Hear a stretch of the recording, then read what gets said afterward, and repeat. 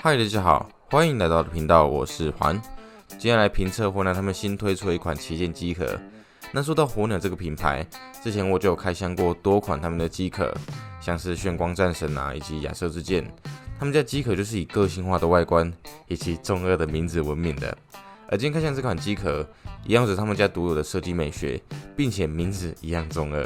就是这颗火鸟新机壳黎明至尊。那说实话，我看到这个名字，我心里就想说，火鸟不愧是火鸟，这个取名果然没让我失望。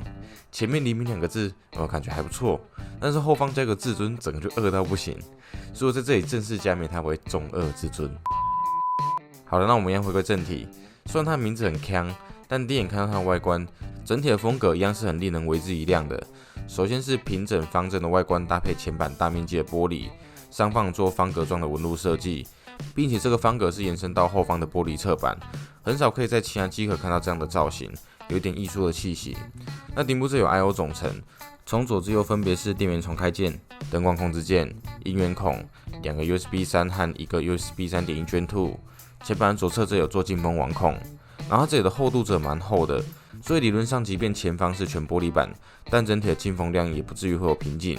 那有了不错的进气，真的在防尘这一块就得下功夫。那这个机壳在前侧这里有做抽取式的滤网，为前板部分做防尘。那底部这里有大面积的抽取式滤网，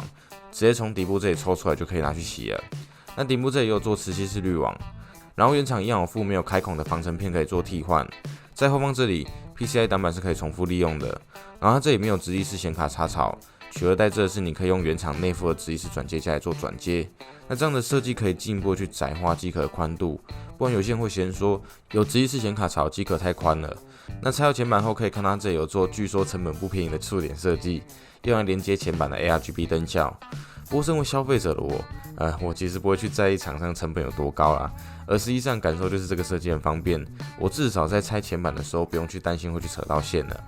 而且我们看到机壳的内部，对，顺带一提，它玻璃上面有贴一层那个防爆膜，用来增加它的安全性。不过不仔细看的话，其实看不太出来。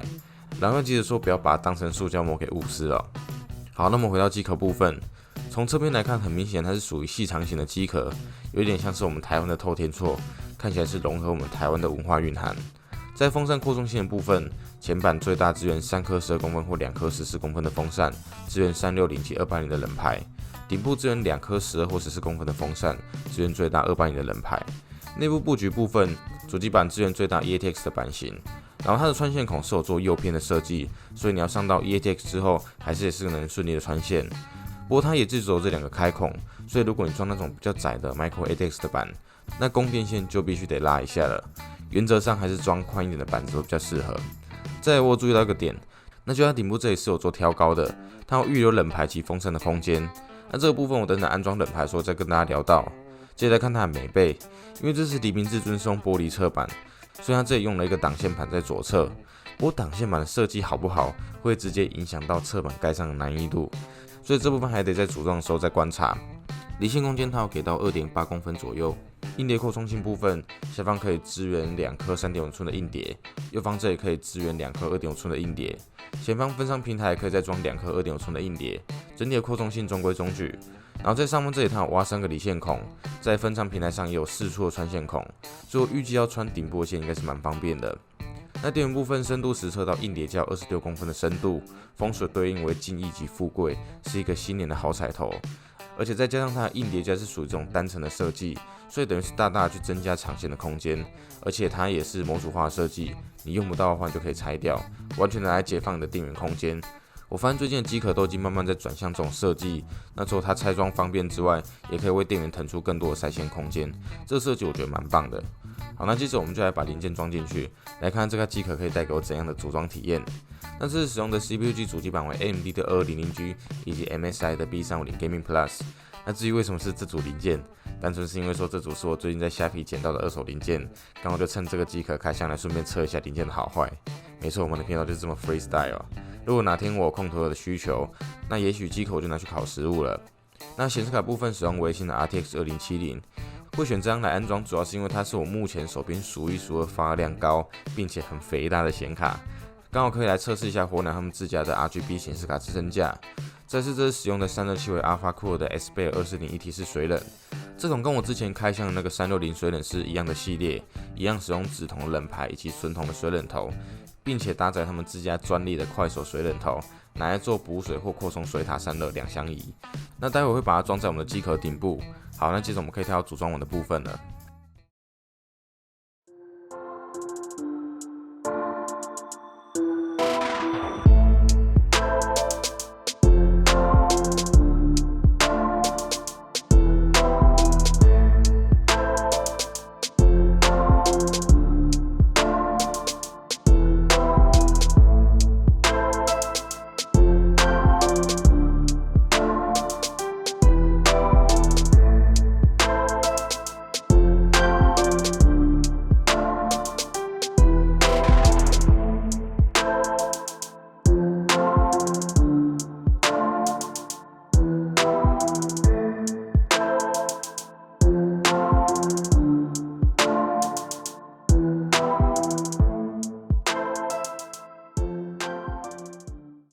这个外观真的是蛮特别的哦，在这个各家厂商机壳同质性越来越高的时代，这个黎明至尊的造型确实有它自己的味道在，而且它玻璃上面导光做得很均匀，整体质感表现得很出色。那一样要来跟大家讨论我组装的心得。第一个点，虽然这个机壳的空间偏窄，但是在组装上面没有遇到任何零件拥挤的情况发生。这次的理线我采用佛系理线法，不要求工整完美，只求不突破长流。所有的线就用几条简单的束带束着。那除了是因为我很懒之外，主要也是想要测试说在这样的程度的整线下，它挡线板能不能好好的盖上。那后来实测挡线板是意外的好装，基本上你只要线材不要过于突出，有把它好好的固定住，这样挡线板就会好装得多。而且当挡线板装上去后，背板的玻璃就很好装了，没什么安装障碍。那底部这里得益于硬碟架的设计，所以我电源线就给它随便塞，反正挡线板一盖上去就什么都看不到嘛，爽。那在上方这里的理线孔也给得很棒。整个穿线过程中没有遇到瓶颈，而且还有一点要夸奖，那就是它的挑高设计。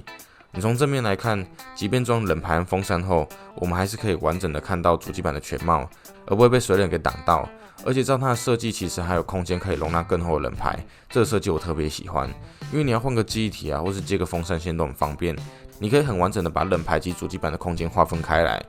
然后在组装过程，我有遇到一个问题，那就是电源跟分仓平台之间的缝隙过小，导致前板音源线的接头过不去。不过这个问题解决方法也很简单，你只要先接上音源线，再安装电源即可。只是我会建议说，可以的话，还是把空间再拓宽一点会更好。这样如果临时要更改接线的话，就会方便得多。那再是显卡支撑架部分，其实装好后效果就还蛮不错的，看到207完全不下垂的样子，真的很疗愈哦。而且它还是支援 RGB 灯效的。不过要提醒大家，在安装这个支撑架的时候，不要锁太紧绷，稍微有锁进去就好，不然会像我一样锁太用力，把它锁裂了。锁下去的那一瞬间，那清脆的声音就是我的心碎声。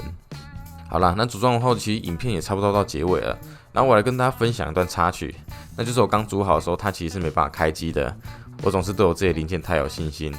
那遇到这样的情况，我第一时间想到就是主机板的 BIOS 没更新，因为2200G 比 B350要晚出，所以要更新 BIOS 才能识别出来。那我马上就拿我手边的 R31200来做测试，那果不其然就可以点亮了，并且 BIOS 的版本是2017年年底灌的，而2200G 是2018年才出的，所以识别不出来是很正常的。那后来升级在 BIOS 之后就读到了，